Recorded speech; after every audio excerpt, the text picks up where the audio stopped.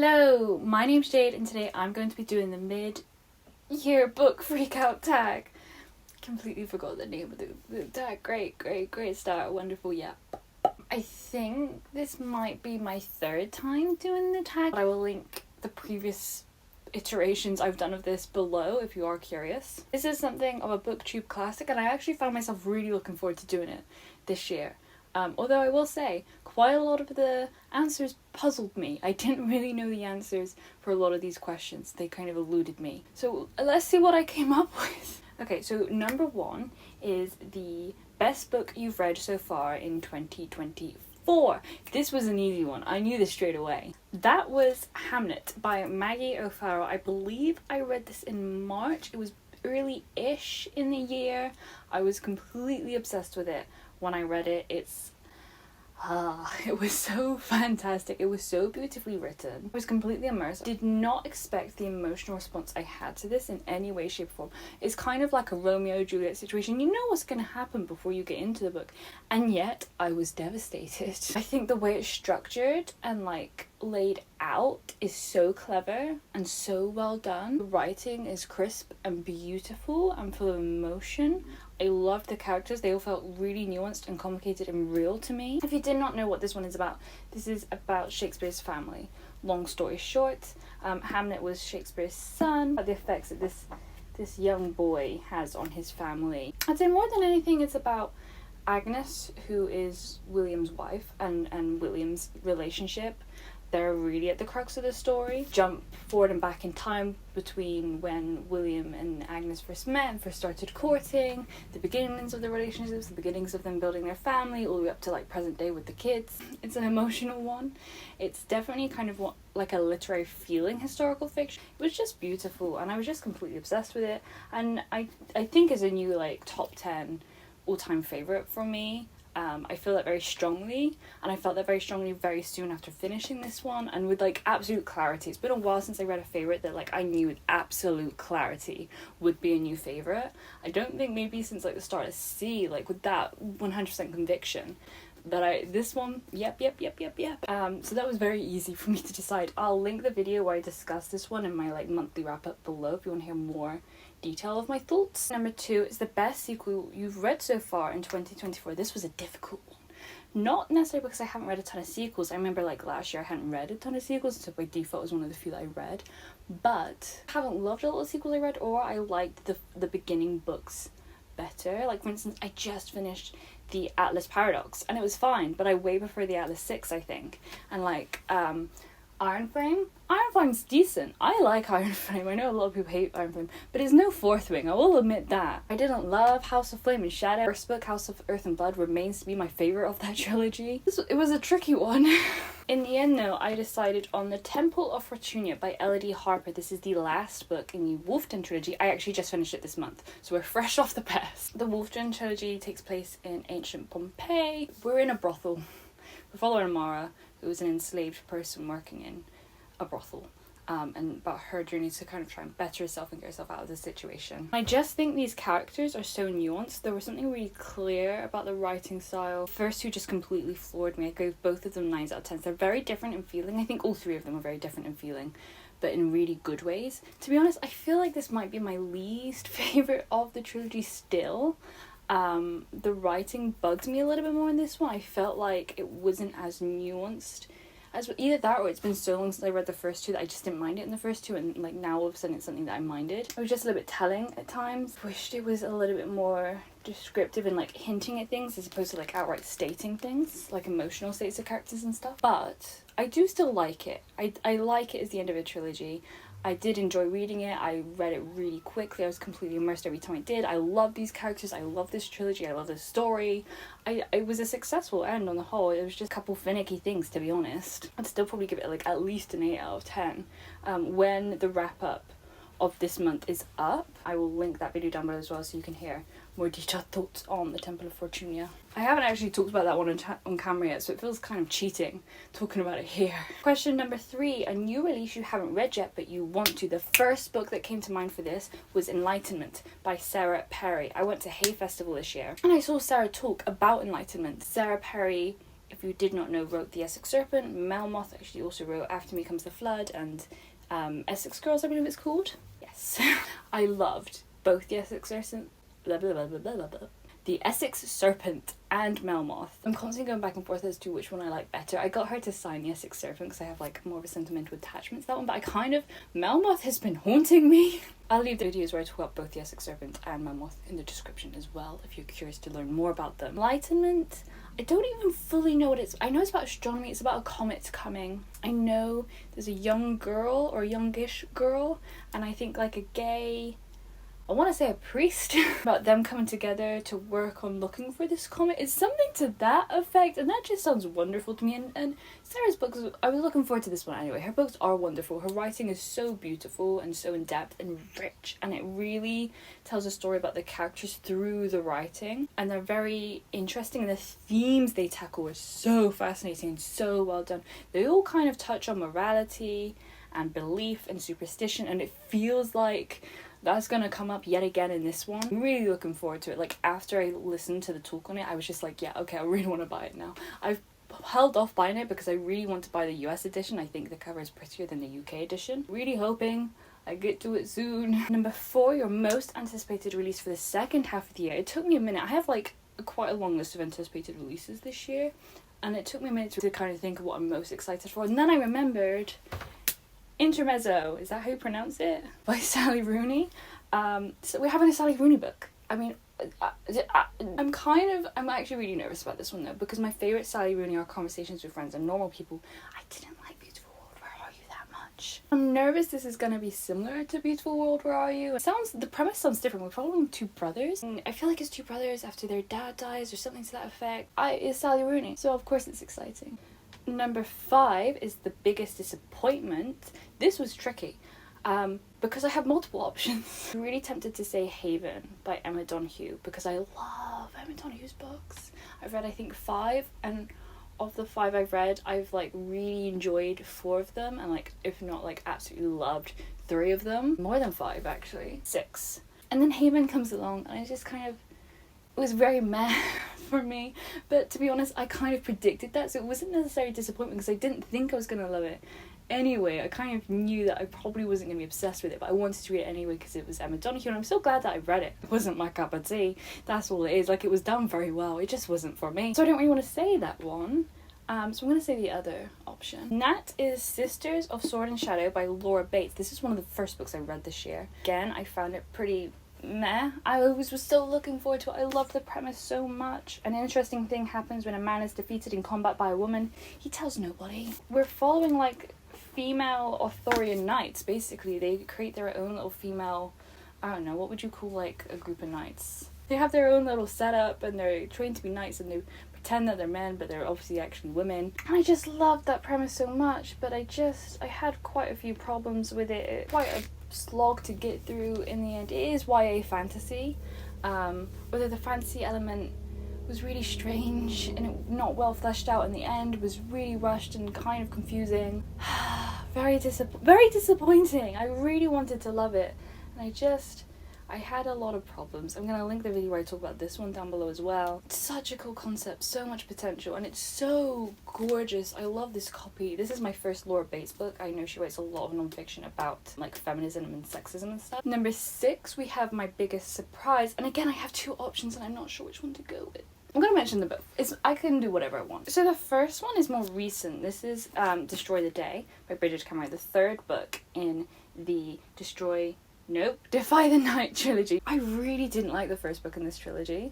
The second book I kind of enjoyed, and then I ended up having a lot of fun with this 3rd book, and I was really surprised. Like, I was very much just kind of reading it for the sake of completing it. Like, I cared a little bit. I did end up having fun with the second book, but I wasn't like overall invested. But I actually really enjoyed reading. I really looked forward to spending time in this world, and then I listened to it via audiobook, and I think that really helped. I listened to the second one via audiobook as well. And these books are slow, and they do have problems, but there was something really fun, and this last one in particular, I really enjoyed it. I was really pleasantly surprised. And then the other one, to take a very different genre turn, is Witchcraft, A History in 13 Trials by Marian Gibson. So this is pretty much what it says. It's the history of witchcraft told in 13 different trials. I love the formatting that it's told through. Oh, this is signed, I completely forgot. I got it in Typewrongers in Edinburgh. Really glad that like I got to it before I like had the chance to sit around my shelves for ages. I feel like I read this one in January as well. I'll link the video where I discuss it down below.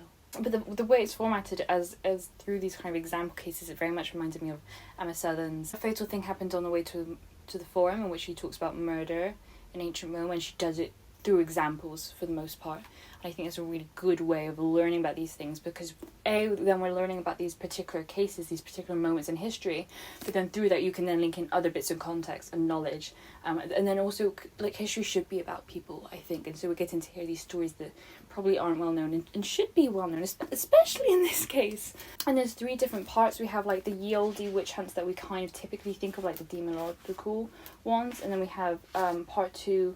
It's called Echoes, and this is kind of like the phase where people were being persecuted for witchcraft, not so much because people actually believed they were witches, but because they were pretending to be witches, like think like seances and more that kind of era. And then the last part is like today, like witchcraft, like today, like how there are still witch hunts, either like metaphorically speaking online, or in places like Africa where children are still killed for being accused of being witches, which is really sad.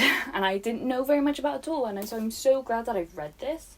It was so fascinating. It was written with such tender care. Tell that Miriam really cared about this subject, and especially when we got to the modern day stuff, she really wants to spread awareness of this stuff. It's just so fascinating. I was completely enthralled. It was really well written, well researched, everything was really accessible, made complete sense. I loved it, and I wasn't expecting to have such like a strong attachment to this. I can't remember what I gave it. It was like either a 9 or a 10 out of 10. It's probably my favourite non-fiction I've read this year so far, I would say. Number 7, a favourite new author, debut, or new to you. This was really hard. I don't think I have one, to be honest. I think all the fiction books I read by new authors, like none of them were blaring out to me, and then a lot of the books that that immediately came to mind, I've read from that author before, so that doesn't count. Like Maggie O'Farrell immediately came to mind, but I read The Marriage Portrait last year, so that doesn't count. I suppose there's Rebecca Yarros, but I don't feel strongly enough about her yet. Just I came up with were Elizabeth Day, who wrote Friendaholic Confessions of a Friendship Addict and How to Fail Everything I've Ever Learned from Things Going Wrong. So both of these are non-fiction. Really enjoyed this one. I thought it was really fascinating. This one was kind of, I wasn't obsessed with it per se. I think it does have some interesting advice, it just didn't resonate with me as much. If you were to come out with another book, I'm pretty sure I would buy it and read it. Attached enough to her. Now I've bought one of her fiction books as well, so I'm very interested in reading her fiction. So potentially Elizabeth Day. Another author I thought could be a possibility was Emily Nagoski, who wrote Come As You Are, which I thought was just so insightful. I learned so much from it, and I know she's written one called Burnout with her sister, and I so desperately want to read that one now, just based on how easy this was. First of all, accessible, entertaining for like a non-fiction book, like teaching you about the science of sex. It was so approachable. I listened to the audiobook, which is narrated by Emily, and it was fantastic. So I'm really like, I cannot wait to read Burnout. I really want to read it now. Because both of those are non-fiction authors, it feels hard to like, I don't know. I just don't think I have like any authors that I'm like obsessed with, like favorite. Like I really enjoyed books from both of these non-fiction authors, and I would buy new books from them. I feel like Emily Nagoski wowed me the most, so we'll say Emily Nagoski. Number 8 is newest fictional crush. This is like, it really shows the age of like how old this tag is. This one like I struggled with for a second as well. Like my mind immediately went to Swordcatcher, but I don't know those characters well enough yet. And then I remembered Hurla from Song of the Hunters and how obsessed I was with Hurla and Ethelberg's relationship. I mean, all of the characters in this one are just great. Ian is also really fantastic, but I was particularly obsessed with Hurla. We'll link the video where I discussed Song of the Hunters down below as well. This is a retelling of The Wild Hunt, historical fiction with magic. The magic is very much like inspired by like old British lore and nature. Sue Holland also wrote Sister Song, which has a very similar kind of premise. It's like set in the same world, essentially, just like a few hundred years in the past. Number 9, my newest favourite character. I struggled with this one so much. I don't have an answer for it. Again, my mind goes to Swordcatcher by Cassandra Clare, because those characters were great. I loved Cal. I loved Connor. I found him fascinating. The Rag Picker King's also really interesting. Lynn, I loved Lynn, but I don't feel like I know them well enough yet. Like, it was very slow, and we kind of got to know our characters to a point, I feel like, in that one. It's very subtly done, and I do like the way it's done, the way that Cassie's not very overt with, at least with Swordcatcher. Everything was very nuanced and kind of had to read between the lines for a lot of things, and I love that. It just makes for a slower story, which means that I don't feel like I know them very well yet. But then who else is there? Oh, Fourth Wing. We could say Violet. We could say Violet. Yeah, you know what? I'm gonna go with Violet Sorrengail from Fourth Wing. I think she's a really fun protagonist. Really rooting for her. I love that she's intelligent. I love that she's snarky. I love that she's not afraid to go after what she wants. Oh, you know what? No, I take it back. My favourite character is Taryn. Taryn. It's been too long since I've read this, clearly. Hero Dragon. If we really want to talk about him, he's snarky. He's fabulous. He's fantastic. I'm obsessed with him. I love how protective and brutal he is. So we'll say either Taryn. What is his name? I'll leave the video where I talk about Fourth Wing and Iron Flame in the description. Number 10, book that made you cry. Which I feel like I say this every year. Which one? All of the books I have written down are books I've already mentioned in this video. I have Hamnet, obviously, Song of the Huntress, The Temple of Fortunia. How about we say Better by Far by Hazel Hayes? This is another one I recently finished. I can't actually remember how much I cried reading this one. Like, not as much, most definitely, as Hamnet and Song of the Huntress.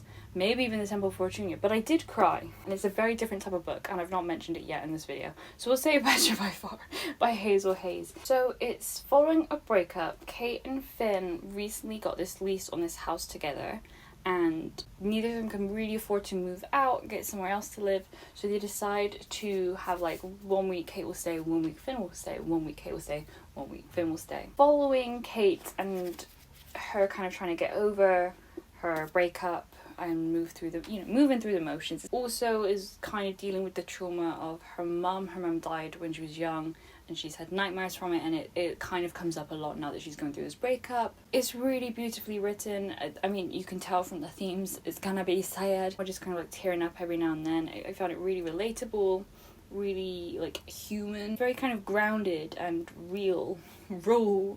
Insert other like clickbaity emotional language here. And I almost definitely, teared up multiple times. So I haven't talked about that one on camera yet either, so that will be in the same wrap-up that The Temple of Fortune. Number 11, a book that made you happy. I know just the one. How could I say anything other than Bookshops and Bone Dust by Travis Baldry? If there's anything Travis Baldry's books, I say books, I mean like this one and Legends Lattes, but if there's anything those two books do, it's make me happy. They're so adorable. I just want to live in them forever. I'm like on a high when I read them. That's the biggest emotion that comes out of, like, they're very, very happy making. They're cozy fantasy, they follow an orc. Legends and Lattes was the first one, and that one we're following her when she decides to give up adventuring and open a coffee shop.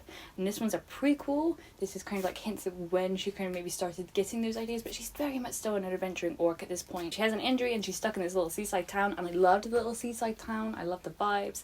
I love the characters. She helps a ratkin fix up her bookshop. A couple elements in this one I didn't love as much as Legends and Lattes, but then there's some elements in this one I like better. On the whole, I think of them very similarly, but it's very happy making. It was so much fun. I never wanted it to end. Number 12, the most beautiful book you've bought so far this year or received. Again, I really struggled with this one. I'm really struggling to find the books that I've either read this year or bought this year. I don't know, maybe I've just not been reading or buying as many books this year. I don't know what's happening. But then I recently just received this one, so I'm gonna go with this one. And that is Lies We Sing to the Sea by Sarah Underwood. I've been wanting to read this one ever since I heard about it, like before it came out even. This is the Illumicrate special edition. I'd been wanting it ever since I knew it existed. They released it in like one of their boxes, and then they now sell like past boxes and past like exclusive books on their website.